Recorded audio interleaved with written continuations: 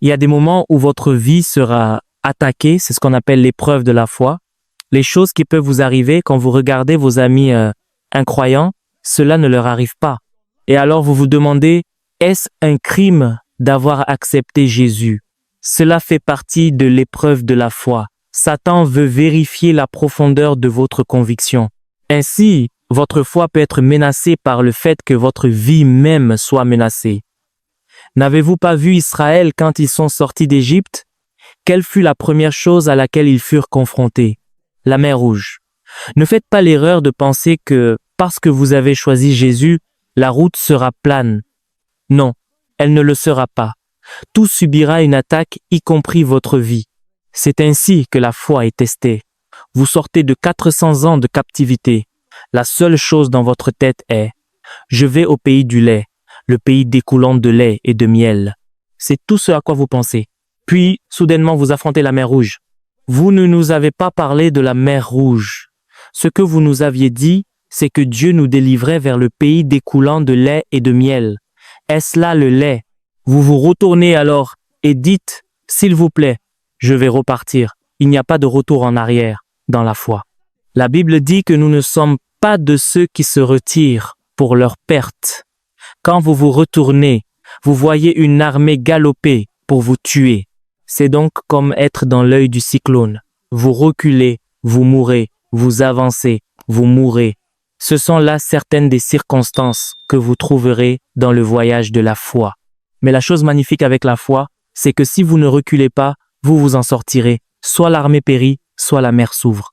D'une manière ou d'une autre, il doit y avoir une issue. C'est là que vous voyez la gloire de la foi. Ce qui n'a jamais été entendu auparavant peut commencer avec vous.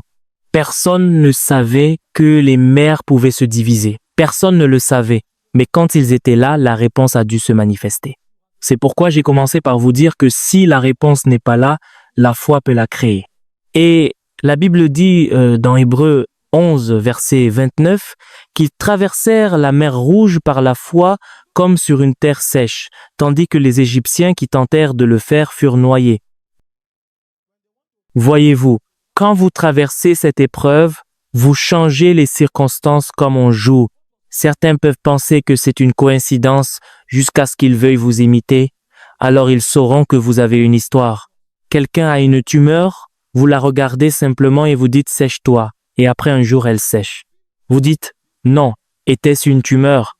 N'était-ce pas peut-être un kyste? » Quelqu'un ne peut pas marcher, vous regardez la personne et vous dites « lève-toi » et la personne saute, on dit « voyons, c'est de la comédie ». Quand ils voudront essayer eux-mêmes, ils comprendront alors que c'est une affaire d'esprit. Les Égyptiens pensaient que ce qui se passait était une coïncidence, qu'une tornade avait divisé la mer. Moïse n'y était pour rien. S'ils traversent, nous traversons. Mais quand ils sont entrés, la mer s'est refermée. Ainsi, quand votre foi est testée, votre rang augmente. Quand vous sortez, ce qui est impossible aux autres devient un jeu d'enfant pour vous. C'est ainsi que cela fonctionne. La foi ne commence ni ne s'achève avec la révélation.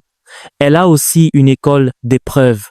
Il y a des moments où l'on aura l'impression que c'était un piège de croire en Jésus. C'est ce qu'on appelle l'épreuve de la foi. Vous en sortirez, mais vous en sortirez avec une histoire qui deviendra une bénédiction pour une génération. Quand vous commencez le voyage de la foi, il y a des moments où Dieu vous enverra dans certains endroits. Votre plus grande erreur sera de vous dire « chrétien ». Tout le système se tournera contre vous. Ils vous frustreront, en fait, ils le feront avec malice et méchanceté. Demandez à certains de nos frères qui sont dans les forces de l'ordre, vous allez dans la police et dites « je suis chrétien ». Ils vous mettent dehors. Revenez avec un message. Parfois, certains des métiers que les chrétiens exercent, si vous racontez leur histoire, vous sauriez qu'ils ont plus de foi que certains des prophètes mondiaux. Vous faites un travail particulier où l'on attend des gens qu'ils mentent, car le marketing implique le mensonge et vous dites que vous ne mentirez pas. Ils vous enverront dans un village où il n'y a pas d'électricité et où il y a des bandits, et vous y resterez pendant 5 ans. Quand ils promouvront les gens, ils diront que votre dossier a disparu. Vous viendrez au quartier général, cherchez votre dossier, le clerc vous dira « Attendez, je n'ai pas de bière, je n'ai pas de bière. » Ce n'est pas de la bière à boire, c'est un pot de vin. Et parce que vous ne pouvez pas le faire, vous resterez assis du matin au soir pendant 2 semaines, ou alors Dieu interviendra. Quand ils vous verront, ils diront « Donnez-lui ça ». Ils entrent dans le bureau et disent « Laissez-le, il n'a rien vu. Quand il sera fatigué, il repartira. Et quand vous serez fatigué, vous repartirez.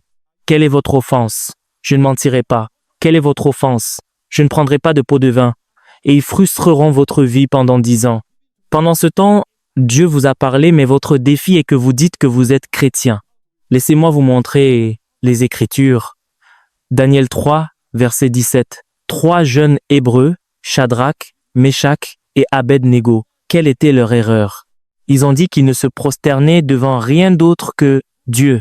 Êtes-vous sérieux?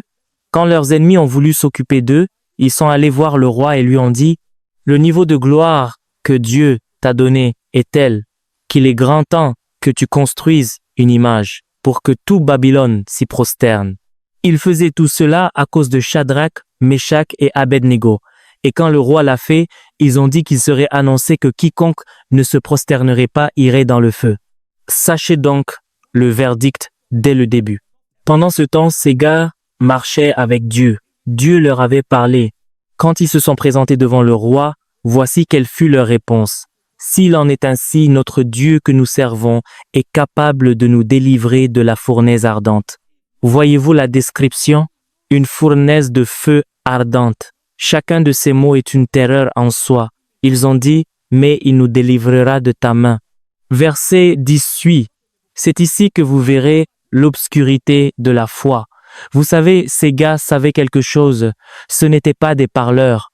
Ils ont dit, sinon sache au roi que nous ne servirons pas tes dieux et que nous n'adorerons pas la statue d'or que tu as élevée. Numéro 1, on ne parle pas à un roi de cette manière. Numéro 2, pas à Nabuchodonosor. Numéro 3, pas sur les questions concernant ses dieux. Et Nabuchodonosor a dit, quoi? Vous êtes si audacieux. Nous verrons votre audace à travers la persécution. Et il a dit que ce feu dont nous parlions allait le chauffer 7 fois plus. Vous ne connaissez pas la persécution, vous ne connaissez pas la foi. Quand on nous élevait à l'époque, on nous disait, si votre foi n'a pas encore attiré la persécution, votre christianisme n'est pas encore réel. C'est pas ce christianisme de la nouvelle génération où chaque fois que nous nous rassemblons, c'est pour la percée, c'est pourquoi nous ne pouvons pas former des hommes. Toute notre idée de la foi est Dieu va le faire. Dieu va le faire. Il y a une foi qui suffit à la persécution. Combien d'entre nous ici peuvent tenir pour Jésus dans leur bureau si notre patron nous persécute pendant 10 ans parce que nous refusons de compromettre et nous disons que nous connaissons la foi? Pas étonnant que nous ne voyons pas la puissance des patriarches. Ils ont dit que par la foi, ils ont vaincu des royaumes, pratiqué la justice, obtenu des promesses, éteint la violence du feu, fermé la gueule des lions, mis en fuite les armées étrangères. Il est dit que des hommes faibles ont été rendus vaillants au combat. Des hommes faibles, la foi leur a appris quelque chose. Ils sont devenus des guerriers parce que Dieu leur a donné une peau dure. Nous ne plierons pas. Et le roi a fait chauffer le feu 7 fois plus chaud. Et pour vous dire qu'ils ne bluffaient pas, ils les ont attachés. Et ils ne les ont pas jetés simplement, c'était une cérémonie. Le roi était assis avec ses officiels. Toute la ville regardait comment ils allaient les tourmenter par le feu. Mais Dieu s'est manifesté. Voyez-vous, Dieu se manifestera pour quelqu'un. Votre foi ne sera pas vaine. J'ai dit que Dieu se manifestera pour vous. Quand le roi vous menace, vous ne verrez peut-être pas Dieu. Quand il vous attache, vous ne verrez peut-être pas Dieu. Quand il vous transporte, vous ne verrez peut-être pas Dieu. Mais quand vous entrerez dans le feu, Jésus s'y manifestera. J'ai dit que Dieu s'y manifestera. Regardez, Abraham. Genèse 12, versets 1 à 3. C'est là que Dieu a promis un enfant à Abraham pour la première fois. L'Éternel dit à Abraham, l'Éternel parla à Abraham, quitte ton pays, ta patrie et la maison de ton père pour le pays que je te montrerai. Et alors Dieu commença à parler dans sa majesté, je ferai de toi une grande nation, je te bénirai, je rendrai ton nom grand et tu seras, quoi? Une bénédiction. Verset 3, je bénirai ceux qui te béniront et je maudirai ceux qui te maudiront. Et toutes les familles de la terre seront bénies en toi. Le verset 2 est celui de la promesse. je ferai de toi une grande nation. Cela signifie que des nations sortiront de toi. C'est ce que Dieu a dit à un seul homme, je ferai de toi une grande nation. Ce gars avait 75 ans et aucun enfant. Maintenant vous sortez et dites, écoutez, des nations sortiront de moi et les gens vous regardent. On espère que votre impuissance et la stérilité de Sarah ne vous affectent pas. Peut-on suggérer que, alors on se rassemble et on dit, toi viens, ils discutent, et quand vous arrivez, ils s'arrêtent. Puis une personne se lève et fait un discours de la manière la plus gracieuse. Nous avons vu que ce que tu traverses a été difficile pour toi, et nous comprenons que tu es vraiment un homme fort. Mais ne t'inquiète pas, nous avons organisé des vacances pour toi, et puis certains de nos amis de la famille qui sont médecins viendront juste pour vérifier. Vous savez ce qu'ils vous disent poliment? D'après la façon dont tu évolues, nous suggérons que la folie s'est installée. Pour aggraver les choses, le gars quitte son pays, il quitte sa patrie, il dénonce sa famille. Même si vous devez être une grande nation, au moins soyez connecté à votre famille. Maintenant, devez-vous vous déconnecter de votre famille pour être une nation? C'est ce que Dieu lui a dit. Vous n'avez personne et celui que vous avez, vous voulez le couper? Quelque chose ne va-t-il pas chez vous? Abraham a lutté et lutté. Lorsqu'il a commencé à questionner Dieu, dans Genèse 15, versets 5 et 6, cette fois-ci, Dieu n'a pas seulement parlé. La Bible dit que Dieu le mena dehors et dit, regarde vers le ciel et compte les étoiles, si tu peux les compter. Et il lui dit, telle sera ta postérité. Abba Père, je sais que tu es Dieu, je t'honore, mais la dernière fois que j'ai dit cela, on m'a traité de fou. Je n'en ai pas eu un seul, et tu me dis que mes enfants seront aussi nombreux que les étoiles. Commençons par un d'abord. Aucun résultat, Dieu parlait encore. C'est ainsi que se passent ces épreuves. Il y en a certains parmi vous assis, ici, Dieu vous a dit que vous auriez un ministère mondial. Vous avez jeûné pendant 10 à 9 ans, le ministère n'est pas venu, et quand vous vous êtes humilié pour soutenir ceux qui sont dans le ministère, ils vous traitent comme un moins que rien. Vous retournez alors vers Dieu en pleurant, et Dieu dit, ne t'inquiète pas, continue, ton ministère est un ministère mondial. Certains d'entre vous sont ici, Dieu vous a dit que vous seriez riche et que vous parraineriez son agenda. Vous l'avez écrit sur votre statut il y a 7 ans. Au moment où nous parlons, vous mendiez pour votre loyer. Et la personne à qui vous demandez de l'aide dit « Tiens, j'ai vu ce statut, n'est-ce pas toi qui parraines? Pourquoi ne pas commencer par ta maison, mon ami ?» Cela s'appelle l'épreuve de la foi. Savez-vous qu'il a fallu 25 ans pour qu'Isaac arrive? 25 années pleines? Et ce n'est pas un prophète qui l'avait dit. Si c'était un prophète, vous diriez « Ce prophète n'est pas très fort, peut-être qu'il n'a pas bien vu, c'était le Tout-Puissant lui-même qui avait parlé. » Cela a pris 25 ans. Or, savez-vous quelle était la frustration? Pendant que Abraham attendait cela, Dieu faisait d'autres choses, mais celle qu'il voulait le plus, celle-là a pris 25 ans. L'épreuve de la foi, écoutez, je ne sais pas ce que Dieu vous a dit, je ne sais pas où vous l'avez déclaré, cela vous a peut être même embarrassé, mais écoutez ceci, ce message est venu pour votre élévation. Dieu m'a envoyé vous déclarer aujourd'hui que la saison de votre réponse est arrivée et Daniel jeté dans la fosse aux lions. Jésus a dit, « Heureux êtes-vous lorsqu'on vous persécutera à cause de votre foi. Quand la foi attire la persécution, célébrez. » N'avez-vous pas lu au sujet des apôtres dans Actes chapitre 4? Quand ils les ont appelés, ils les ont flagellés. Ne prêchez jamais au nom de ce Christ. La Bible dit que ils retournèrent vers les leurs et célébrèrent le fait qu'ils aient été jugés dignes d'être persécutés pour Jésus. L'épreuve de la foi. La foi fermera parfois des portes devant vous. La foi vous jettera parfois dans la fosse aux lions. La foi vous jettera parfois dans la fournaise de feu. La foi ne fait pas couvrir des portes. La foi en ferme aussi. Il y a des endroits où vous allez et, parce que vous invoquez Jésus, ils vous relégueront à l'arrière. Mais l'excellence de la foi est que tout ce que vous avez perdu dans le temps, Dieu a un moyen, par la restauration et à la bonne saison, de rattraper toutes ces choses. Quand vous regardez la vie de Joseph, vous pensiez que ces 13 années étaient une perte. Depuis le moment où il a été vendu par ses frères jusqu'à ces jours, dans la maison de Potiphar environ 11 ans, jusqu'au temps en prison, environ 2 ans. Vous pensiez que c'était une perte de temps, mais quand Dieu s'est manifesté, même Potiphar n'était plus qualifié pour se tenir devant Joseph. Ainsi, les choses que vous perdez, vous ne les perdez pas réellement.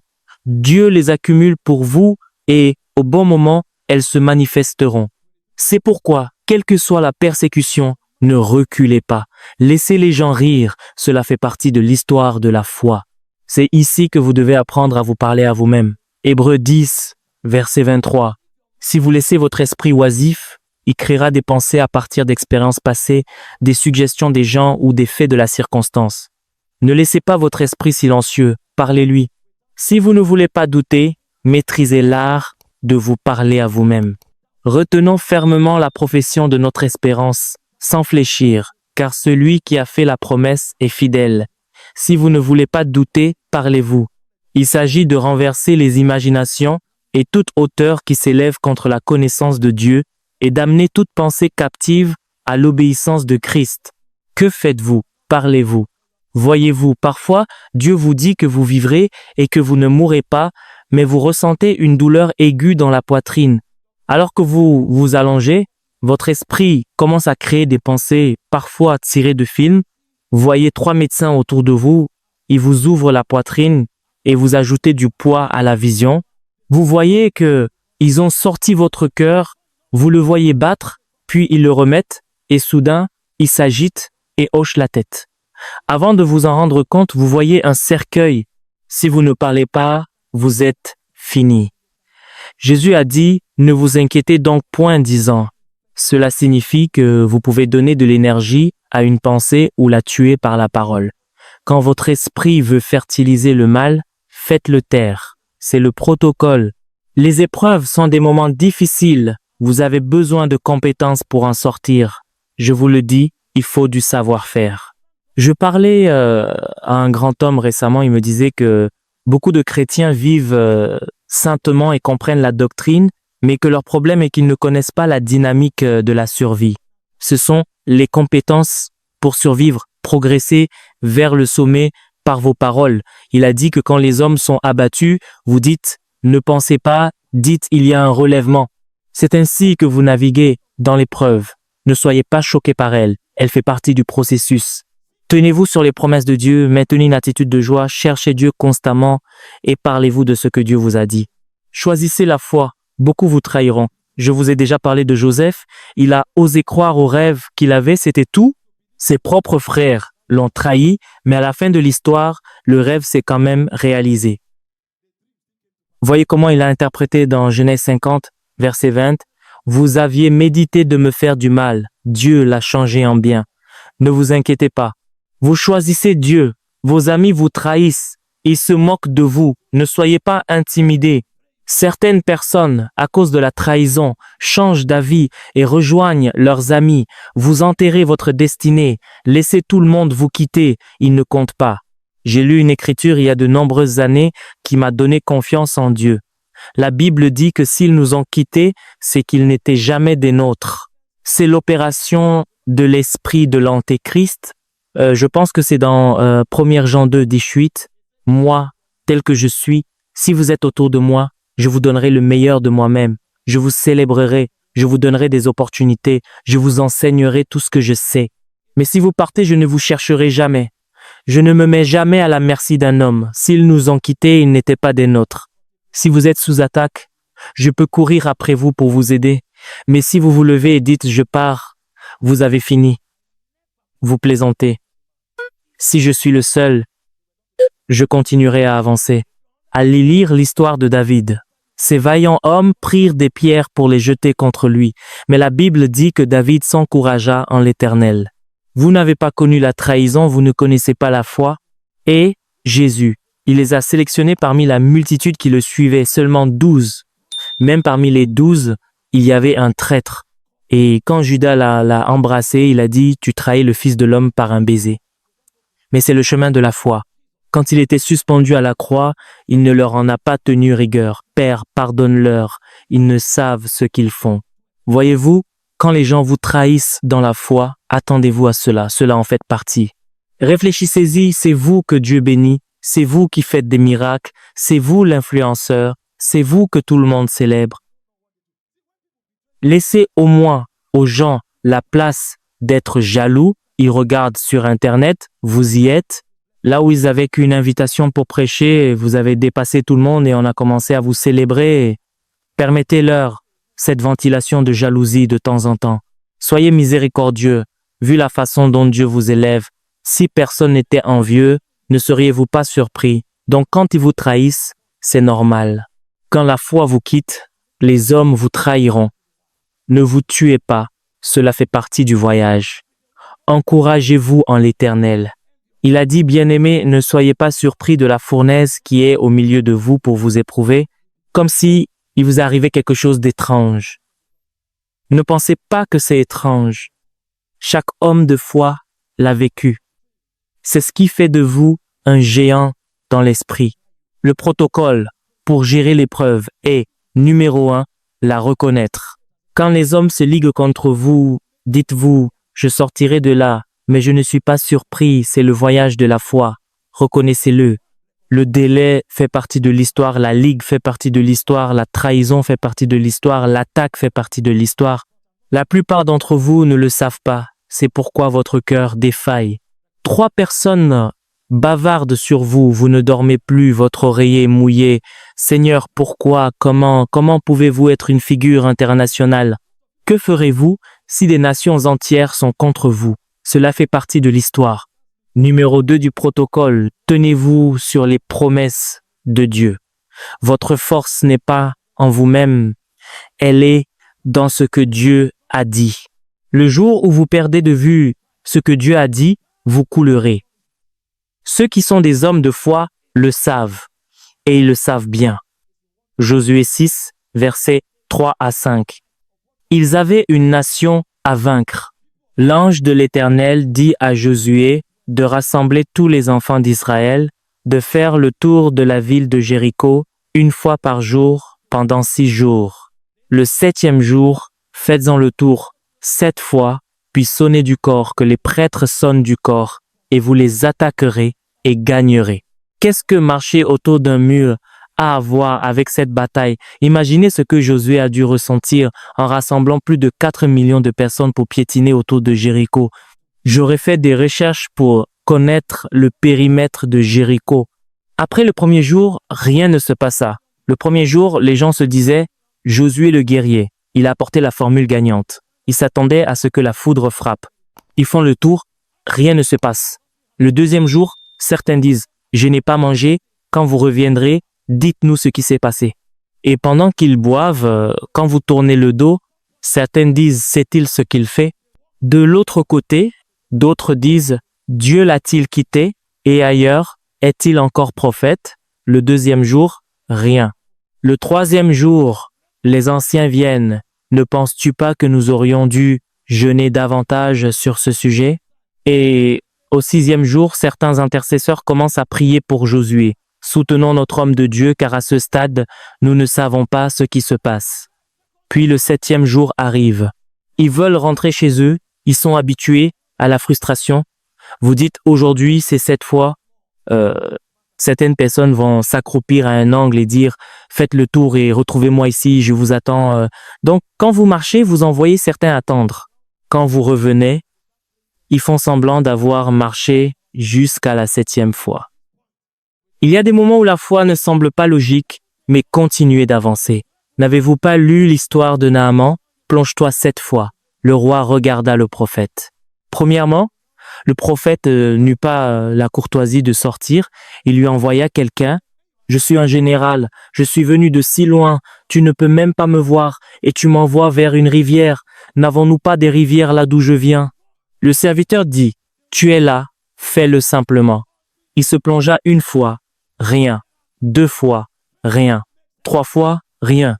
La plupart d'entre vous ignorent que c'est quand la foi n'a pas de sens qu'elle est puissante. Il y a des gens qui se sont arrêtés la 5e fois. Il y en a qui se sont arrêtés la 6e fois. Ils n'ont jamais fait la 7e. Mais le miracle est à la 7e fois. Quand la foi n'a pas de sens, ce que vous vous dites est Je ne murmurerai pas tant que je n'aurai pas atteint la fin. Car, lorsque vous murmurez, Dieu appelle cela un cœur mauvais d'incrédulité. Il leur a dit qu'ils atteindraient la terre promise.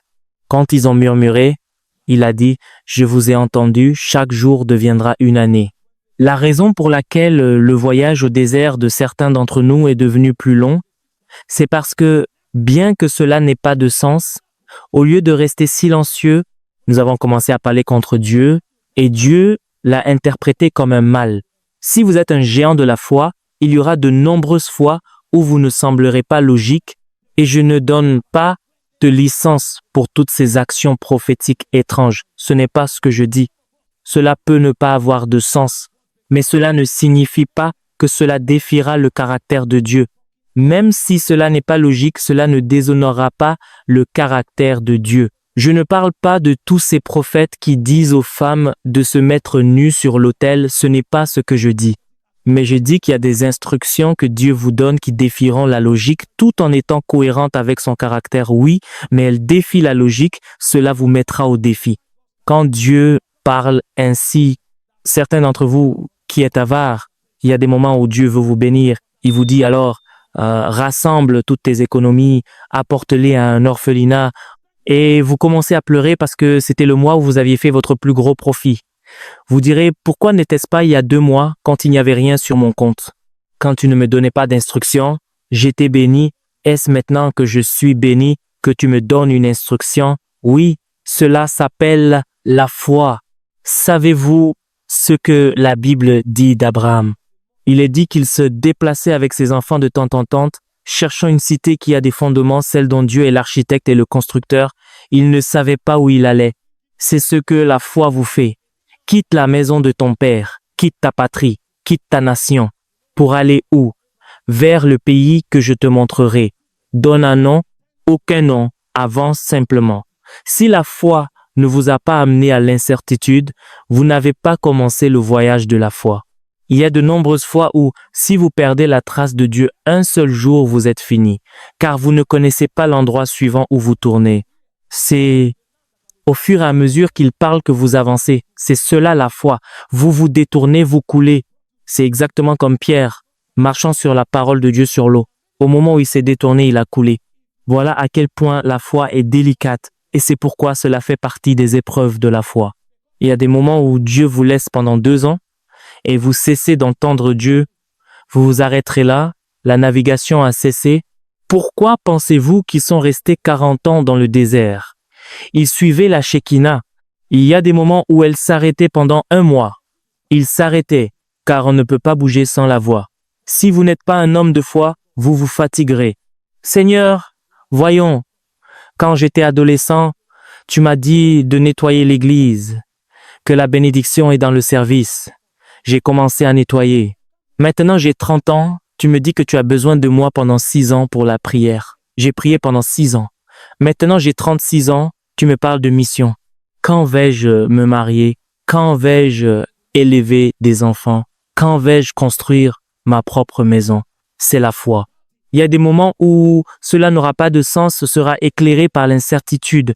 La seule raison pour laquelle vous continuez est que vous avez confiance dans le caractère de Dieu, que ce Dieu est fidèle. C'est ainsi que la foi fonctionne. N'avez-vous pas vu Marie et Marthe dans Jean 11? Elles pleuraient. Nous connaissons Jésus. Il vient manger ici, il dort ici, il guérit des étrangers. Maintenant notre frère est malade et tu es introuvable. Quand Jésus s'est finalement montré, elles ne l'ont même pas laissé parler. Si tu avais été ici, notre frère ne serait pas mort. Alors que nous te célébrions, tu viens maintenant que la mort est là. C'était une attaque contre Jésus. On appelle cela l'épreuve de la foi. Cela arrive. Cela ne signifie pas que vous devez changer votre conviction. Tenez bon. Vous n'êtes pas l'alpha et l'oméga dans ce voyage. Vous gagnez parfois, vous perdez parfois, mais vous continuez à grandir. C'est ainsi qu'est la foi. 2 Samuel 12, versets 22 et 23. J'aime le caractère de David. Son fils était malade, il a fait confiance à Dieu et l'enfant est mort. Voyez ce que David a dit. Pendant que l'enfant vivait encore, je jeûnais et je pleurais, car je disais, Qui sait si Dieu n'aura pas pitié de moi et si l'enfant ne vivra pas? Verset suivant. Maintenant qu'il est mort, pourquoi jeûnerai-je? Puis-je le faire revenir? J'irai vers lui, mais il ne reviendra pas vers moi. Cet homme s'est levé après avoir fait tout ce qu'il savait faire. Il s'est douché, s'est peigné, a mangé et a continué d'avancer. Il y a des moments où Dieu ressuscite les morts, c'est pas le contexte dont nous parlons ici, mais il y a des moments où vous priez de tout votre cœur et rien ne se passe. Ne vous arrêtez pas là, continuez d'avancer. Cela fait partie du voyage de la foi. Chaque géant de la foi a goûté à une, deux ou plusieurs de ces choses. Sixièmement, les instructions divines qui défient la raison et la logique. L'un des plus grands défis de la foi est quand Dieu vous donne une instruction qui n'a pas de sens. Quand vous étudiez, trouvez la révélation. Car quand la révélation vient, la foi naît. Quand la foi naît, les réponses sont produites. Alors, quand l'Esprit de Dieu élève votre esprit, vous ne pouvez plus voir l'impossibilité. On peut vous amener une personne malade, atteinte d'un cancer. Vous avez reçu aucune révélation, mais tout ce que vous voyez, c'est vous et la personne en train de sauter parce que le cancer a disparu. Vous êtes allé au-delà du problème, directement dans la réponse. C'est le Saint-Esprit qui opère cela. On apporte un mort, au lieu d'espérer que la personne s'élève, vous vous voyez déjà en train de transporter la personne à l'hôtel, vous avez dépassé la mort, vous êtes déjà dans la vie. Tout ce que vous avez à faire, c'est de monter. Cette opération est le fait du Saint-Esprit qui sait comment élever votre esprit pour que vous voyez ce que Dieu dit. Un grand homme de Dieu a raconté qu'il était venu quelque part pour prier pour les malades. Il regardait quelqu'un qui avait un cancer et le Saint-Esprit lui a dit « Regarde encore ». Il a regardé. Il n'y avait pas de cancer. Et le Saint-Esprit a dit « C'est ainsi que je vois ». C'est pourquoi je ne connais pas l'impossibilité. Tu vois le cancer, moi je le vois pas. Dès qu'il entre, il les amène dans son royaume. Quand l'esprit de foi est à l'œuvre, Dieu améliore vos lentilles. Vous ne voyez plus l'impossibilité. Quand vous trouvez des hommes qui disent simplement des choses et qu'elles arrivent, c'est qu'ils opèrent depuis un autre lieu. La parole de foi est fortifiée par la méditation, mais l'esprit de foi est fortifié par la prière. C'est pourquoi il est dit, vous édifiant vous-même sur votre très sainte foi, priant par le Saint-Esprit. C'est cela qui rend vivant l'esprit de foi, la prière. Les gens qui ne prient pas verront toujours comme des hommes, mais ceux qui prient voient comme Dieu. C'est l'opération du Saint-Esprit. Et si Dieu vous amène dans ce royaume, croyez-moi, vous deviendrez un champion dans la vie. Quand les gens seront confus, vous arriverez et vous banaliserez la crise parce que vous opérez depuis un autre royaume. C'est ce dont Paul parlait dans 2 Corinthiens 4, verset 13. Et comme nous avons le même esprit de foi qui est exprimé dans cette parole de l'Écriture, j'ai cru, c'est pourquoi j'ai parlé. Nous aussi, nous croyons. Et c'est pour cela que nous parlons. L'esprit de foi rend impossible pour vous de voir des impossibilités. Si vous modifiez les chiffres au bureau pour construire une maison, c'est pas de la foi. Si vous faites des compromis pour obtenir un résultat, c'est pas de la foi. La foi est pure. Ceux qui marchent par la foi ont souvent échoué avant d'obtenir des réponses. Mais la raison pour laquelle ils sont arrivés sur la montagne des réponses est que, même dans l'échec, ils ont refusé le compromis. Personne ne peut être un géant de la foi en faisant des compromis. Joseph a refusé. Daniel a refusé.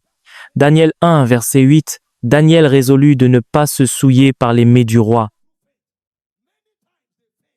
Écrivez ces choses, méditez-les. Elles sont peut-être trop nombreuses pour être saisies immédiatement. Écoutez à nouveau ce message, notez-les. Vous verrez au cours de votre voyage que vous rencontrerez beaucoup de ces situations. Le jour où vous aurez perfectionné toutes ces batailles, vous pourrez vous tenir comme Samuel et dire « Je lève mes mains vers le ciel. Aucun homme ici ne peut m'accuser. » Et pour vous prouver que je suis un prophète, que la pluie tombe en saison sèche. Et cela arrivera. C'est la puissance de la pureté qui parle. Je n'ai jamais pris l'agneau de l'un d'entre vous. Je n'ai jamais pris de pot de vin. J'ai servi dans la pureté en tant que prophète. Si j'ai fait du tort à quelqu'un qui témoigne, c'est un homme de foi qui parle. Si je vous dis que je prospère, c'est Dieu qui m'a fait prospérer. S'il y a un miracle, c'est Dieu qui l'a fait. Il n'y a aucune manipulation. La foi se manifeste dans l'excellence de la pureté. La plupart des choses dont nous parlons ne sont pas de la foi. Quand j'ai commencé à apprendre le mouvement de la puissance, je savais que ces gens étaient trop émotifs. Quand je prêchais, soudain ils chantaient une chanson, les gens commençaient à tomber. Et je me demandais, est-ce vraiment Dieu qui touche ces gens? Il est facile de se cacher derrière le clavier. À un moment donné, j'ai dit, arrêtez le clavier. Si Dieu touche les gens, sachons-le. Si c'est leur émotion, aidons-les. Dieu traitait avec la jeunesse. La raison pour laquelle aujourd'hui le feu peut tomber, c'est parce que je n'ai pas permis ces artifices. La raison pour laquelle aujourd'hui les sourds entendent, c'est parce que je n'ai pas permis ces artifices. J'ai dû me prouver cette chose à moi-même. À un moment donné, j'ai dit, pourquoi les gens ne tombent-ils qu'à l'église? Je sais qu'il y a une atmosphère. Je sais que je prêche l'évangile. Mais si j'ai cette puissance, Jésus, lui, manifestait la puissance au marché.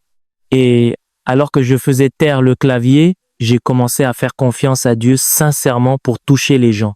Demandez à ceux qui voyagent avec moi. Parfois, vous arrivez à l'hôtel, vous serrez la main à des gens qui vont pas à l'église, des gens qui sont pas pieux, et la puissance de Dieu les frappe. Les démons commencent à crier. Si vous remarquez que le processus est corrompu, arrêtez. Je me disais à l'époque, ce n'est pas en criant car les oreilles sourdes n'entendent pas le volume. Et quand nous avons commencé, cela semblait terne parce que nous étions habitués au rythme de l'émotion. Mais j'ai dit non, je ne me tromperai pas en voyant des gens tomber.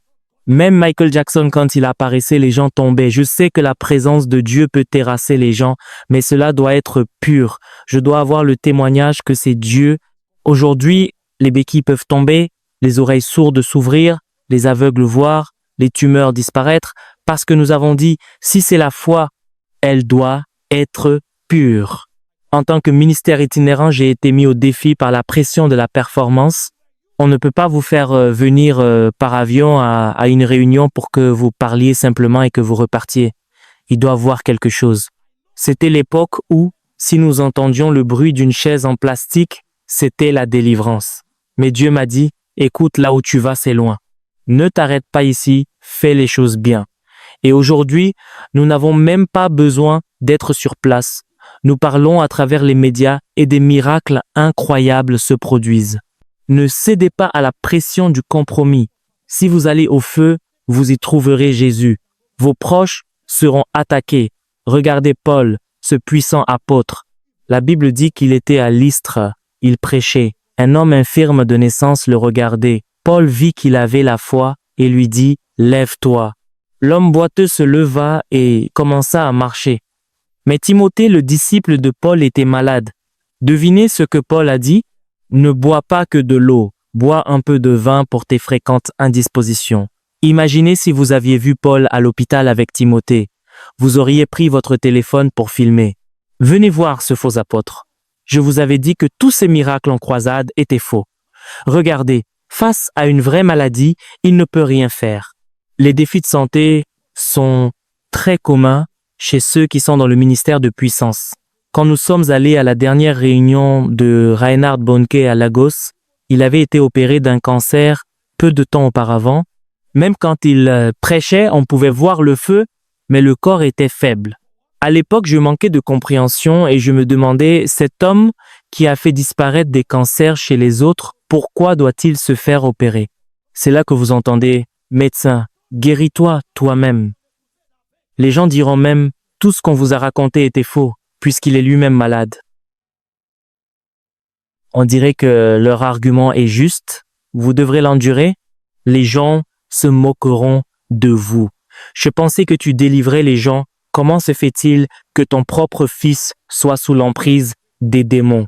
Et souvent, pendant une saison, rien ne se passe. C'est la foi, cela fait partie des Écritures.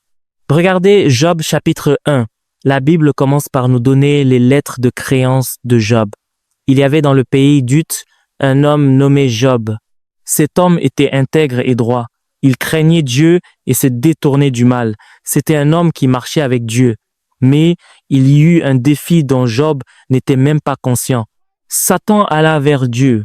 N'est-ce pas parce que tu l'as béni qu'il t'adore? Si tu ne le bénissais pas, t'adorerait-il? Dieu dit, cet homme m'aime plus que les choses matérielles. Satan répondit, ce n'est pas vrai, d'accord, va et essaie. Un jour, toute sa richesse et ses enfants disparurent.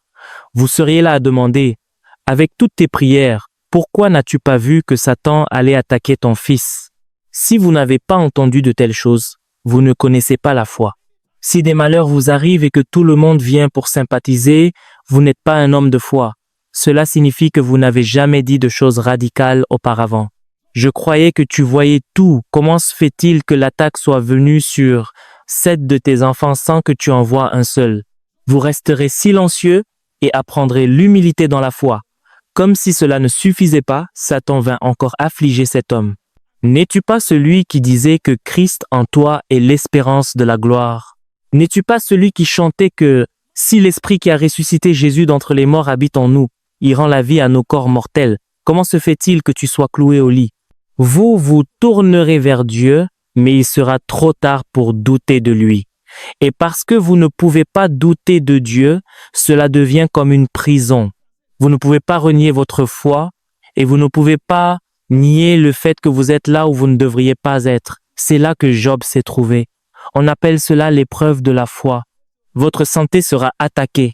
Ceux qui suivent les mouvements de Dieu savent qu'à travers les générations, certains des plus grands faiseurs de miracles ont eu leurs enfants, leurs épouses ou eux-mêmes malades. Ils allaient à des croisades massives, des choses incroyables se produisaient, mais ils rentraient chez eux soigner leurs enfants malades. J'ai lu le livre de notre chère mère dans la foi, Margaret Idahosa, comment elle a été frappée sur l'autel. Elle était allée prêcher avec son mari quelque part. Le serviteur de Dieu avait fini de prêcher et elle devait venir prendre l'offrande. Elle a pris le micro et n'a pas pu parler. Après quelques secondes, le serviteur de Dieu discerna que quelque chose n'allait pas, se précipita et la rattrapa sur l'autel. Elle est restée alitée pendant plus de 9 mois. Vous diriez, je pensais que cet homme était un homme de foi. Cela s'appelle les épreuves de la foi. Certaines d'entre vous ont suivi les veilles de prière qui viennent de s'achever hier. J'ai fait une déclaration, une dame a senti que quelque chose sortait, elle a couru aux toilettes, un fibrome est littéralement sorti d'elle. Mais j'ai quelqu'un qui a besoin de guérison dans ma propre maison et aujourd'hui il est malade. Vous ne pouvez pas équilibrer l'équation. Pour aggraver les choses, ils ont suivi la prière mais n'ont pas été guéris. J'ai vu le cas des autres, mais pas le leur. Alors, que dites-vous? Cela s'appelle les épreuves de la foi.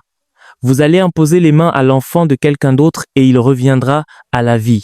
Vous rentrez chez vous. Un de vos proches souffre d'une condition moindre. Vous criez, vous chantez, vous priez, vous jeûnez et rien ne se passe. Ce sont les épreuves de la foi. N'abandonnez pas. Ce sont les voyages. Même Jésus a été défié ainsi. Il est allé dans sa propre ville et la Bible dit qu'il ne put y faire aucun miracle puissant. Il disait, toi, ce charpentier, quel jour es-tu devenu le Messie? Nous t'avons porté quand tu es né. Jésus a essayé, il n'a pas pu. La Bible dit que seuls quelques malades furent guéris. Parfois c'est la familiarité, parfois l'incrédulité, parfois la manipulation du royaume. Votre devoir est de continuer à croire. 5e point, l'épreuve de la foi par la perte d'être cher. Il y a des moments où des gens que vous aimez se trouvent dans des situations telles que vous ne pourrez pas vous le pardonner. Vous pleurez et pleurez. Vous supplierez Dieu. Seigneur, si tu fais cela, je te servirai toute ma vie. Ils mourront quand même. Je pense que c'était Oral Roberts, j'ai oublié le nom exact du serviteur. On dit qu'il a perdu son fils et qu'il a pleuré pendant de nombreuses années. Je crois que c'était Oral Roberts, jusqu'à ce que Jésus donne à Kenneth Hagin une rencontre pour lui dire que son fils était avec lui. L'homme ne pouvait pas se pardonner. J'ai prié pour tant de gens. Ils ont été guéris. J'en ai délivré beaucoup. Pourquoi mon propre fils est-il mort? Beaucoup ont abandonné la foi parce que leurs proches sont morts. Mais c'est le voyage de la foi. Parfois, Dieu regarde leur avenir. C'est le meilleur moment pour eux de rentrer à la maison. Vous priez, rien ne se passe. Parce que s'ils restaient sur terre, certains rétrograderaient, d'autres tomberaient dans l'apostasie ou gâcheraient le peu qu'ils ont en Dieu. Quand Dieu voit que c'est le meilleur moment pour eux de jouir de l'éternité, il les emmène simplement. Et il y a des moments où il n'y a aucune explication. Quand vous aurez fini votre deuil, vous avancerez. Cela fait partie du bagage de la foi. Ne vous laissez pas gagner par la tristesse. Jacques 1, versets 2 et 3. Regardez comme un sujet de joie complète les diverses épreuves auxquelles vous pouvez être exposés. Pourquoi? Néhémie 8, verset 10. La joie de l'Éternel est votre force. Lorsque vous traversez des épreuves, n'allez pas vous enfermer seul dans une pièce pour pleurer. Non. Cherchez quelque chose qui vous recharge. Retrouvez des frères, allez à un concert, puis célébrer. Il se passera quelque chose.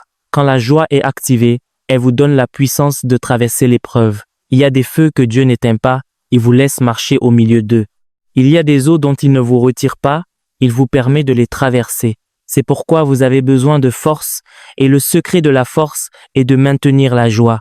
La raison pour laquelle beaucoup ont coulé, c'est parce qu'ils ont laissé le cafard et la tristesse les noyer dans leurs problèmes. Demandez à ceux qui vivent avec moi. Vous ne me surprendrez jamais, allongé à un endroit, laissant le chagrin m'arrêter. Quand il y a un défi, je suis actif. Je suis actif. Parfois, je passe des chants de louanges intenses, de la high praise. Parfois, j'écoute des messages remplis de foi et ces flèches pénètrent en moi. Quand elles vous pénètrent, vous vous rechargez, vous oubliez le problème. La réponse n'est peut-être pas encore là, mais vous bâtissez votre chemin vers la réponse. Bien souvent, ces pensées dans votre tête, ce n'est pas votre esprit qui les a créées. Des démons ont observé vos circonstances. Alors, ils ont prédit ce que vous devriez penser. Cette personne fait confiance à Dieu depuis 7 ans. À l'heure qu'il est, elle devrait demander à Dieu pourquoi. Elle devrait pleurer en secret. Elle devrait être désespérée. Ainsi, lorsqu'ils étudient votre cas en enfer, ils mobilisent des démons spécialisés. Puis, selon leurs prédictions, ils commencent à vous saturer de pensées. Dieu a-t-il vraiment dit que tu aurais un enfant? Ce que tu as entendu est-il vrai? Regarde cette femme. Elle n'avait pas d'enfant. Elle a fait une FIV et elle est morte pendant l'intervention. Es-tu sûr que ton cas ne sera pas identique? Vous pensez que c'est vous qui réfléchissez, mais des créatures murmurent autour de vous. Et ces êtres, vous savez, la Bible dit que le diable rôde comme un lion rugissant. Il travaille dur. Le jour où Dieu ouvrira vos yeux pour voir un démon, vous êtes assis sur une chaise. L'un d'eux saute sur la chaise pendant que je parle. Oui, un autre est sur votre dos. Sais-tu que cette chose n'arrivera pas, cela n'arrivera pas, cela n'arrivera pas. Pendant que vous essayez de croire, oui, ça n'arrivera pas, ça n'arrivera pas. Un autre est devant vous en faisant des gestes, ça ne marchera pas, ça ne marchera pas. Vous ne connaissez pas les démons, ils vous étouffent. Quand vous allez dormir, ils sont autour de votre lit, ça n'arrivera pas, ça n'arrivera pas. Ils tournent autour de votre oreiller. Vous dites que vous faites un cauchemar? Ce n'est pas un cauchemar, ce sont des murmureurs. Je vous ai parlé la semaine dernière du murmure, du serpent, le nachash. Ils savent comment l'injecter dans votre âme et les pensées entrent dans votre cœur. Si vous n'êtes pas un maître, cette vision vous la prendrez pour votre nouvelle réalité. Pourquoi pensez-vous que certaines personnes malades à l'hôpital commencent à dire à Dieu, « Seigneur, je suis fatigué, je veux m'en aller, me reposer ». Elles ont été amenées à penser ainsi. Des démons les ont conduites là. Tu dois partir maintenant. Qu'est-ce que tu fais encore ici? Même si tu guéris, tu as perdu trop de temps. Que feras-tu encore? Regarde ta famille. Ils te voient maintenant comme un fardeau. Ce sont les gens que vous aimez, pour qui vous avez passé votre vie. Et à cause de cette petite chose qui vous arrive, ils vous abandonnent. Ce dont tu as besoin maintenant, c'est juste de partir et de te reposer. Se reposer où? Je n'ai pas encore accompli ma mission.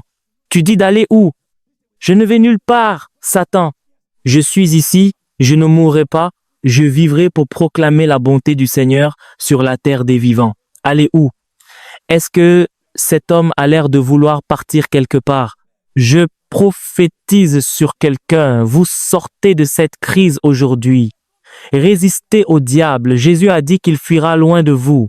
La plupart d'entre vous ne résistent pas aux démons. Ils sont partout sur vous. N'avez-vous pas vu des gens qui conduisent? Ils sont sur un pont et une tête dit « Arrête-toi et saute dans l'eau » et ils s'arrêtent et sautent. Une femme a porté son enfant et l'a jeté dans la rivière. Quand on l'a arrêtée, elle a dit qu'elle avait vu quelqu'un qui disait « Viens, donne-moi l'enfant ». Elle n'a pas pu refuser et elle a jeté l'enfant dans la rivière. On pensait qu'elle était méchante. Non, elle était sous l'influence du Nachash. C'est pourquoi, en tant qu'homme de foi, toute chose qui ne ressemble pas à ce que Dieu vous a dit, quand vous la voyez, quand vous l'entendez, vous dites « Toi, démon, je te connais. Je connais tes ruses. Au nom de Jésus, je t'ordonne de sortir. Et plus tôt vous le comprendrez, mieux ce sera. » Il est dit « C'est là ce qui fait votre joie, quoique maintenant, puisqu'il le faut, vous soyez attristés pour un peu de temps par diverses épreuves. » C'est Pierre qui répète ce que Jacques a dit, presque mot pour mot. Verset 7.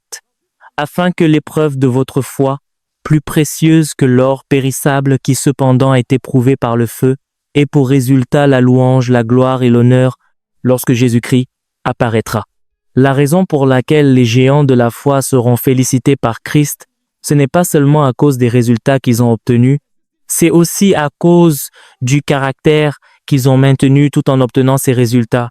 Bien souvent, Dieu n'est pas glorifié par votre manifestation seule.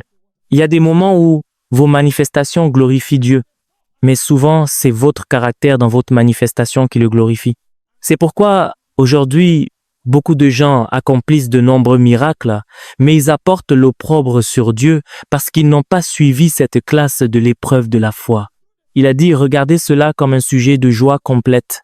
Voyez-vous, cette classe peut parfois être si difficile que les gens se moqueront de vous et vous diront, nous pensions que tu étais un homme de Dieu. N'est-ce pas toi qui chantes partout en disant que tout est possible à celui qui croit? Ils se moqueront de vous. Comme Jésus le disait dans Luc 4, 23, « Médecin, guéris-toi toi-même. » C'est parfois aussi grave que cela. C'est pourquoi ces histoires ont été publiées, conservées, chroniquées pour vous, afin que, quoi que vous traversiez, vous ne chanceliez pas. Le premier domaine où la foi est éprouvée est le délai dans les promesses de Dieu. Numéro 2, le deuxième domaine où la foi est éprouvée est celui du manque et de la rareté. Dieu vous parlera. Vous saurez que vous êtes au centre de la volonté de Dieu, mais vous n'aurez pas les moyens matériels de soutenir cette vision. Rien n'est plus frustrant. Je t'envoie comme évangéliste pour apporter ma puissance aux nations du monde. Et vous êtes là, vous n'avez même pas un microphone pour prêcher l'évangile. Quand votre foi est sur le point d'être défiée, l'un des domaines où elle le sera est celui du manque. Je le sais personnellement. Celui-là, je le connais. Je n'ai peut-être pas beaucoup connu le délai, mais celui-là, je vous le dis, je le connais. Je fermais les yeux, je voyais des nations. L'autre fois, je suis allé prier avec l'un de nos frères aînés.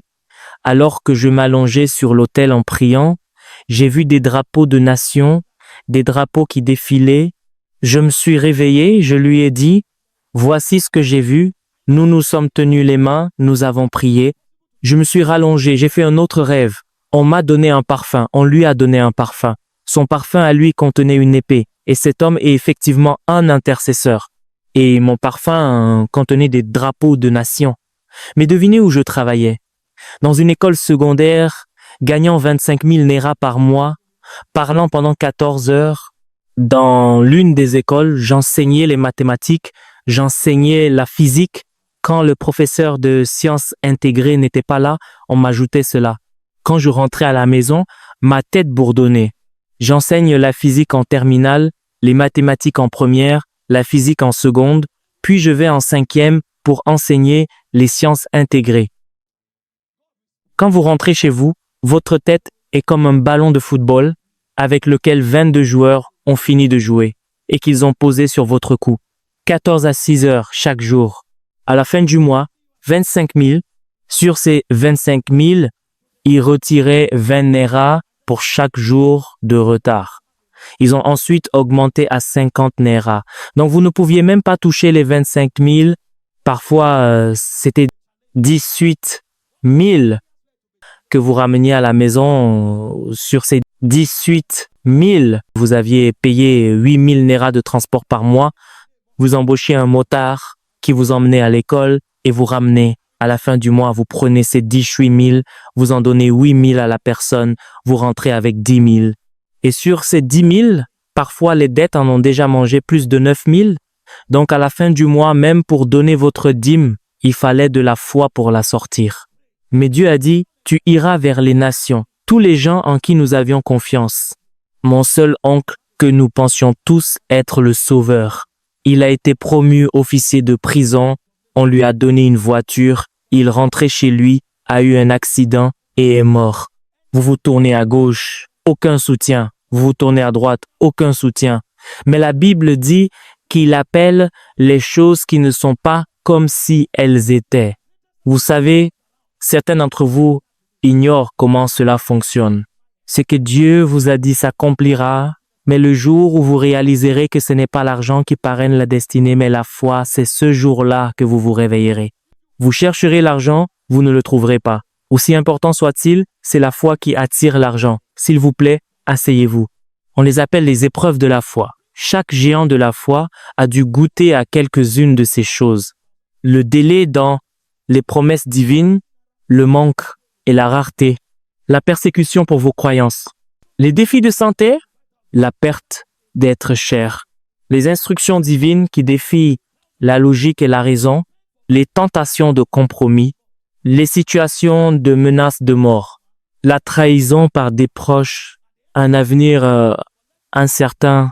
Si ces choses vous arrivent, je suis venu vous encourager ce soir.